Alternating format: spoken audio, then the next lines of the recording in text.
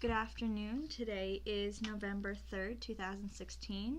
My name is Becca, and I'm here at Newton City Hall with Diane Tarr. Together we are participating in the Newton Talks Oral History Project that is being conducted with the Newton Free Library, Historic Newton, and Newton Senior Center. Okay, so what is your connection to Newton? I have lived in Newton for about 35 years, and the way I got to Newton was really by way of joining the Navy when I was in college at the University of Virginia. So that's my connection. I've lived here. I actually grew up in West Virginia, right on the banks of the Ohio River. If you traveled 10 miles one way, you were in Pennsylvania. If you crossed the river, you were in Ohio. So it's in that funny little panhandle that sticks up. Very different sort of place. One of the things I remember about it, because I was born in 1945, was that everybody that I went to high school with, all 110 kids that were in my graduating class, all of our families, fathers mostly, had served in World War II, so that was sort of the military connection.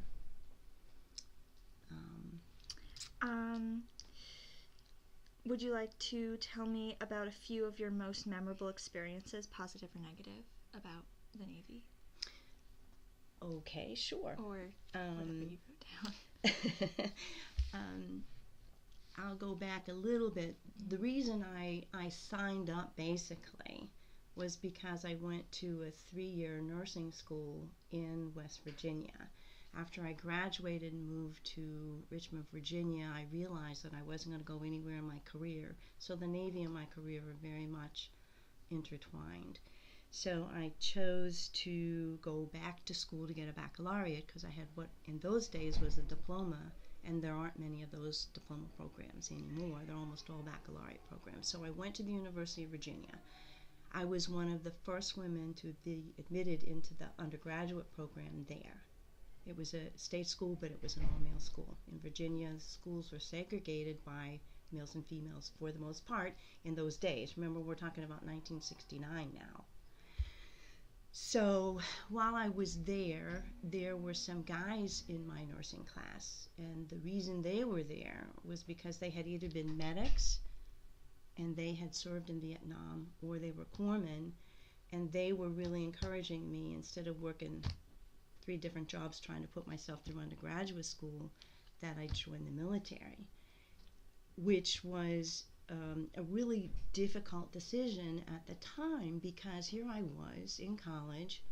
Kent State had happened, where 7 kids were killed, shot during demonstrations by the National Guard, and here I was myself demonstrating against the war, not against the soldiers and the sailors and other military people, but against the war. But I did decide that I was going to be on the end of healing people and mending them, so I really wasn't aiding the war effort. That's how I rationalized it finally in my mind. But I told very few of my fellow students that I had made that decision, because I was a little bit ashamed, to tell you the truth. So at any rate, that's how I got connected with the military. And so after I finally got my bachelor's degree, I had to do my time then. And so I went to Newport, Rhode Island, to officers candidate school, and again it was the first class that they had combined the men's and women's officers training program. So we had to run the same obstacle courses, and it was really pretty grueling out there in November in the rain and the snow and marching, and we did all the same things that all the men did,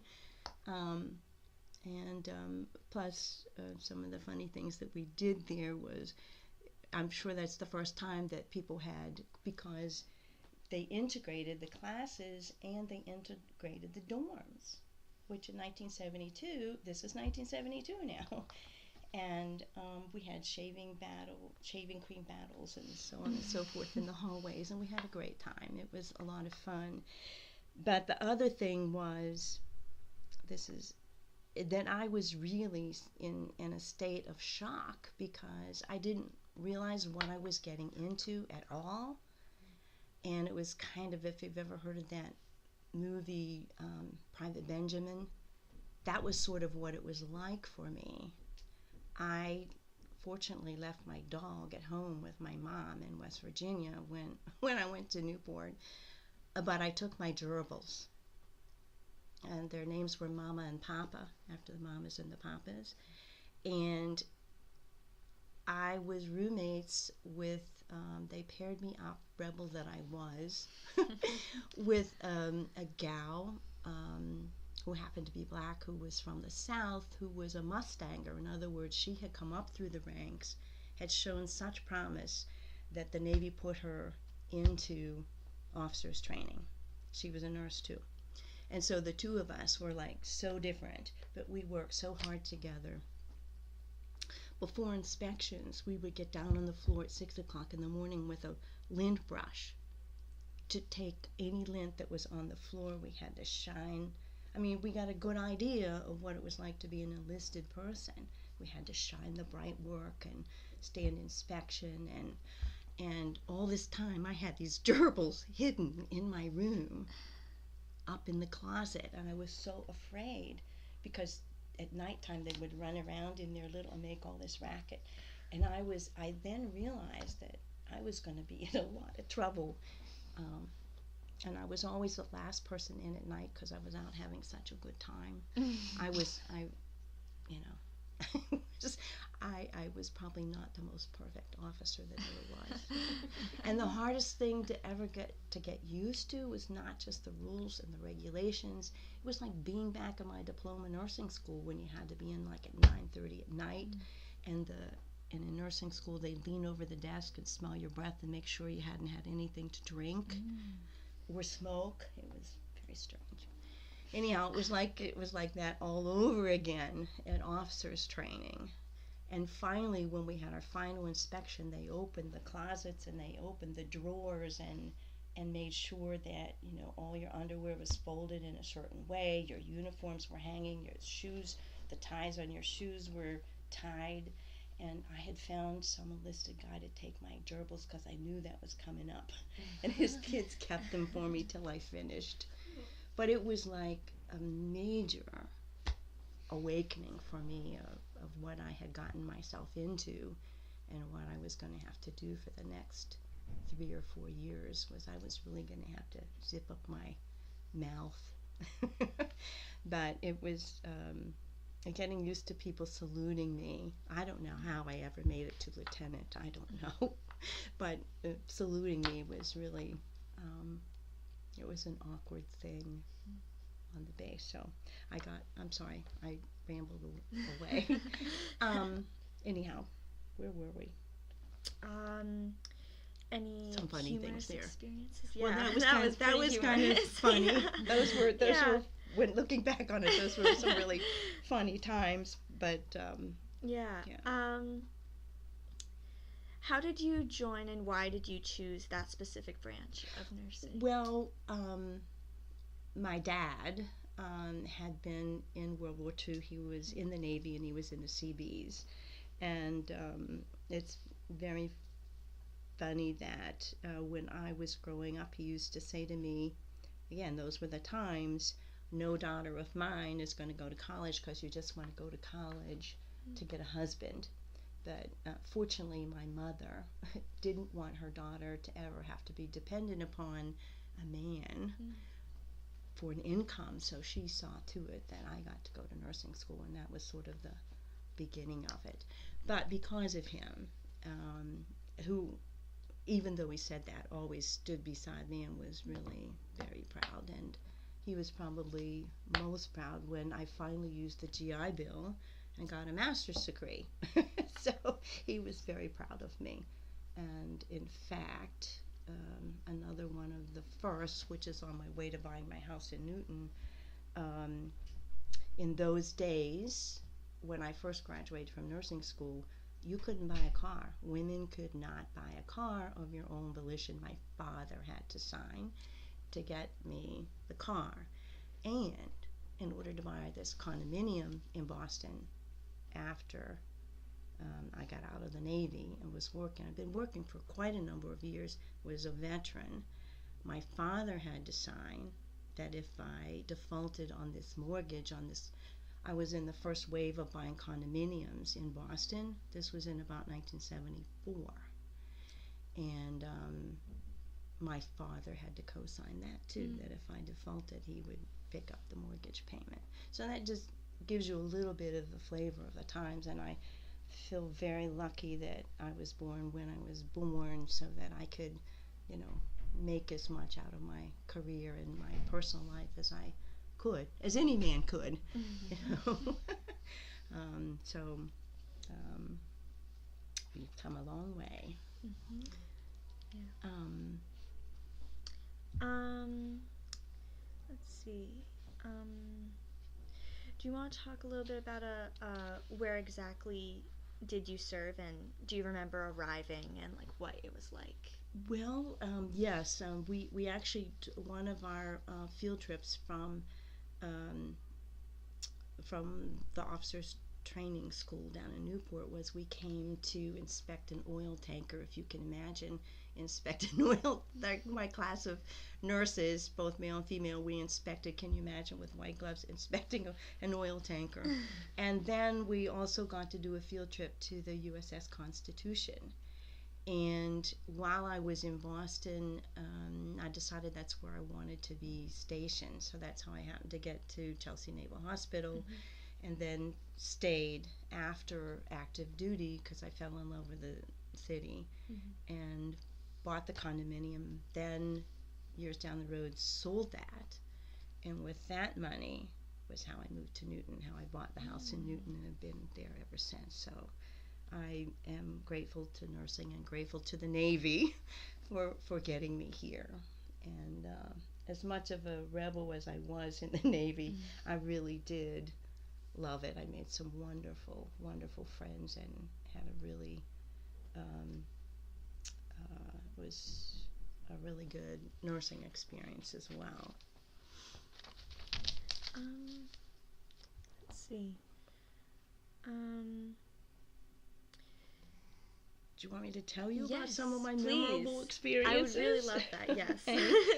Okay, so I have to say that one of my lessons that I learned, and I'm going to tell you about two incredible patients that I took care of, but while I was at Chelsea Naval Hospital, we were in the middle of a big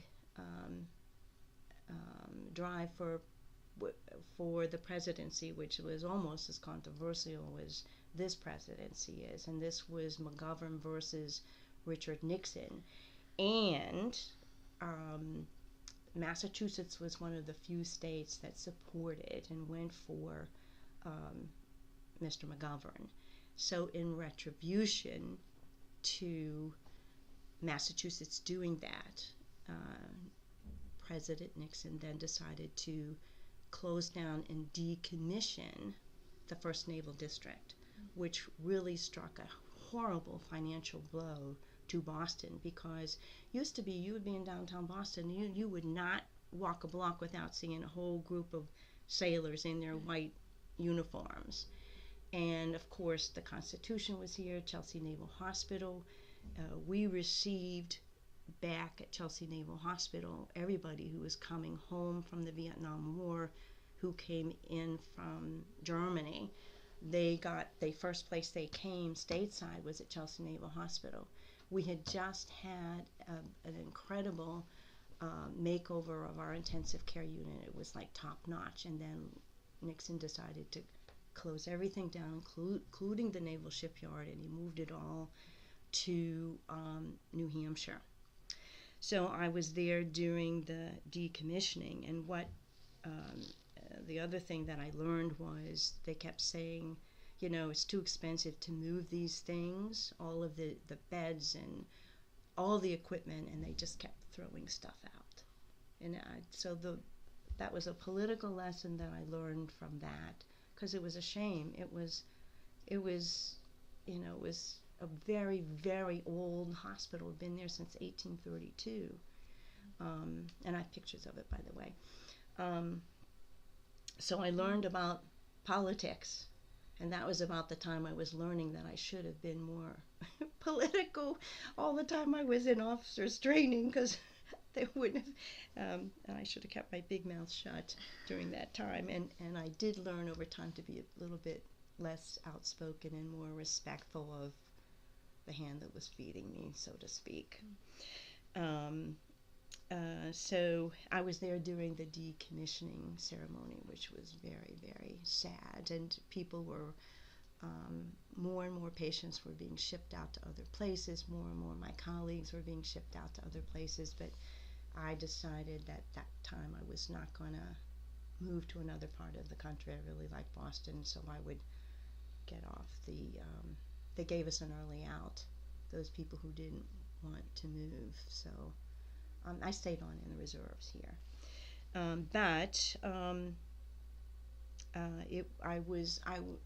I felt like I was incredibly fortunate to be part of the receiving committee when the POWs came back from Vietnam. And this is where they came, because this was the first Naval District. It was the first stop when people were coming from Europe. And so to see some of those people was just, I mean, it will affect me forever, how these guys, and they were mostly all guys, they were all guys, how they had survived such torture and deprivation was incredible. And which leads me to the two people that I want to talk about and how they touched me. While the hospital was winding down, they moved a lieutenant commander, a very young lieutenant commander, who had young children into the intensive care unit, because many of the other wards were like 60-bed open wards, which I have not seen before or since, where on those wards, and they were all males. We had a dependence building where women and children and childbirth and all, but I worked with the active duty people,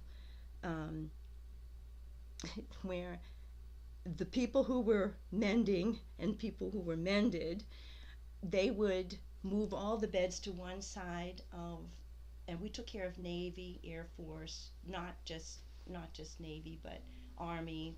You know, we were a full service hospital for all the branches. Marines, I left you out. But they would move everybody to one side of the 60-bed ward, swab the decks every day. They would wash the floors, move everybody back, because of the people who couldn't get out of bed, but the able-bodied people, the guys were working. They were patients, but they were well patients waiting to go back to their ships or wherever they were going, and then they'd do the other side and then move everybody back. So this lieutenant commander, they moved him to the intensive care unit where I was working at the time,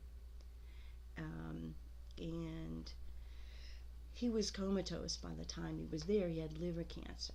And so, looking back on it, it was somehow he exposed to Agent Orange or something in the military that made him so young. He was only like, I think, 34, 35, and he was dying. He was comatose. Well, I took care of him every day on the evening shift for about 10 days. And I went to turn him over, and his eyes popped open, and he looked at me, and he was as clear as can be coming out of this coma, and he said to me, "Am I going to die?" That was the first time in my career I'd had anybody, first time, not the last time, ask me directly. So I was sort of fumbling, I knew that he was going to die, and soon. So I said, you know, I'm mumbling, I'm at loss for words, and he said, don't give me any bullshit. He said, am I going to die? And I said, yes, sir, but you have some time to take care of all the business that you take care of. Your wife and children are coming in, your brother comes in every day, and so you have some time to settle, you know, your life issues with them. And he said, thank you. And he went back into his coma. And the next day I came in and I said, what happened with so-and-so? And the other nurses said that when his wife came in, he woke up again, he talked to her, they had a chance to say goodbye to each other. And his children, I mean, he had young children. I mean, that was when I said, you know what, I really want to be in oncology nursing, you know, later on down the road, because it was really a very, very moving experience. And so we all the nurses got very close to him and close to his family. And his brother painted, his brother was a painter, and he painted for each of us little pictures of sites in Boston, which was a really very sweet thing, and brought them in, you know, after he had passed away, and so on and so forth. So, and the other story was having to be in the Navy. If you have any skills in anything and there's nobody else around who has any better skills than you, you're put in charge of it. The first lesson you learn in officers training is don't volunteer. However, because you will be volunteered anyhow. So this had to do with the locked psychiatric ward, and as it turned out, I was the only nurse officer who had any experience in psychiatry.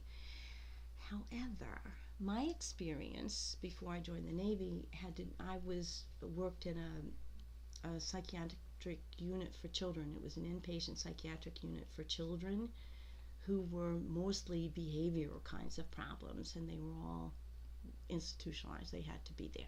So that was my experience, not with you know, adults. But at any rate, so they made me the head nurse of the locked psychiatric unit. People who were really psychotic, and the one person I remember, two men I remember. One, it was so sad. This guy, he had been in the Army. We could not keep him out of the garbage cans. He kept climbing into the garbage can. He said, leave me in the trash. I am trash. Leave me in the trash. Leave me in the garbage. Take me out with the garbage. And we'd all go, and we'd haul him out, you know, take him back to his room, try and soothe him, and the next thing we knew, he was back standing in some trash can or garbage can. And I don't know what happened to him during Vietnam, but it made me realize that there are people in every war, and Vietnam especially, because the soldiers and everybody who served during that war was so looked down upon for so long, and that's why another reason I was afraid to tell anybody. I lived in Bay Village in downtown Boston, and I was afraid to tell people that I was in the Navy. But that poor guy, I mean, it ruined his life. I don't know whatever happened to him, because as the hospital was slowly closing down, one of the first units to close down was the locked psychiatric unit, and they moved them elsewhere. But it just made me realize what a mess war can make of people, not just physically, but emotionally. And I mean, we still have a lot of Vietnam vets who are homeless, you know, who are alcoholics, who it's just very sad. So that was another experience that I had with patients at Chelsea Naval Hospital that I wanted to share, because they were, you know, some tough lessons to learn, and people don't think about all that some folks have given so that we can enjoy what we have today. Not just Vietnam, but all the veterans who've served. So. Yeah, definitely. Let's see. Well, you talk about how you've seen how the war mentally and physically affected soldiers. How do you think it affected your life and your outlook on life? Just Well, I have a much greater appreciation for the military. I have a much greater appreciation for growing up in this country and for all the privileges we have, and for better or for worse. I mean, you know, we have our faults. This country does, but I just hope, even, you know, I really would hope and pray that down the road a piece, even 100 years from now, that people have not lost sight of how lucky we are to have been born and raised here, or to have been able to immigrate here and become integrated into our society with all of the, you know, rights and privileges that we have. And I just hope that our good people continue to, like we have been known, to give back to the world. Really, we have given so much to the world. Again, we're not perfect, but this is the best place to be, and I wouldn't be any other place. And so that's how it's affected me. I've regretted I've regretted being such a rebel in the military as I was. I was so bad. I graduated last in my officer's training because I backtalked and questioned, and but that's also gotten me to be, you know, that was part of my generation of women, which was to question and demonstrate and burn our bras and be the first at everything we could be. And I just hope that people don't forget that that most of us who have struggled to, whether it's because of our race or because of our sex, that there were times when things were not so great and we didn't have choices like my mother did not have. So I have a whole different philosophy, and certainly as far as the Vietnam vets are concerned, there's a much different attitude now toward them, and I go to all of those functions. They had a parade, and all Vietnam veterans walked in the parade, a lot of them. The only thing I worry about is that there are a lot of, I wasn't affected like somebody who was. I'm a Vietnam era vet, which is different than Vietnam vets. Those people had what we call boots on the ground. And, you know, what some of those people went through. I have a neighbor who will not talk about it. He's a very negative, very sad person. He's a Vietnam vet. He was in the Army, and he will not get any help for his PTSD. And I know that he has PTSD. He's a functioning person. And there are many people from Iraq and so on and so forth who have PTSD. And so I just want to do all that I can do to try and get some of those people taken care of. And, you know, now I'm turning inward, and now that I'm retired after being a nurse for about 54 years, I'm trying to work with some of the veterans. I work through the Post 440 American Legion. Tries to do a lot to help veterans. So I still hate war, and I hate the fact that humans have to fight to defend our way of life, and put themselves in potential harm's way. And I am no longer ashamed that I was part of the military. So. Is there anything else you'd like to say before? I think I just covered about everything. Oh, would you like to talk about the photos you brought in? This, I just wanted to say again, this was one of those firsts. I was lucky to be there at the time. When I first graduated from officers training, I mean, we had to wear white nursing uniforms like all nurses did in those days. And there's a picture here of one of, you can see, we wore our caps with our rank on the top, so that, if you were outside, only on the outside, by the way, do people salute you when you're outdoors and you have your cover on. So this is my lieutenant stripes. But you can see, can you imagine taking care of people, empty in bedpans, having these long sleeve, starched white uniforms and so on and so forth, because, that's part of being a nurse. But then they went from this to, we actually got pantsuits. And again, going back to when I was a young nurse in my diploma school, you could not stand out in front of your dorm in pants. You had to come and go in skirts. That's 1965 era. But you can see these are much more comfortable uniforms. Pantsuits. So we actually got pantsuits while I was in the Navy.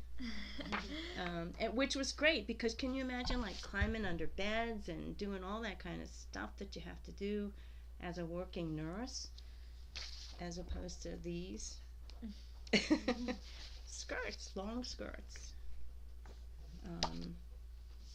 And we did have uniforms which were comparable when we weren't working. Where are those other pictures? I want to show you the other, those. Yeah, that's with my dad, my dog. That's me. We looked like other military people when we were not on duty, but at some other function. These were called our dress blues. That's great. One last question before we finally wrap up. Yeah. So, 100 years from now, is there anything you'd like people to know? One final thing.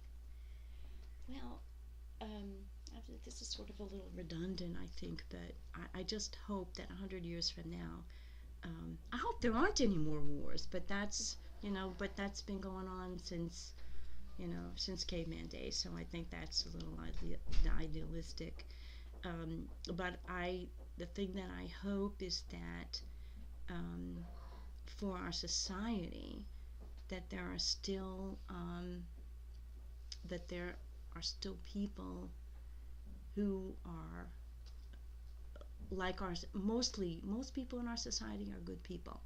They'll help others, whether it be financially, whether it be some disaster, people pack up and go and help. And I hope our society does not lose that generosity of spirit that we've been known for, and people who will put themselves in harm's way so that other people can live a good and happy and prosperous life.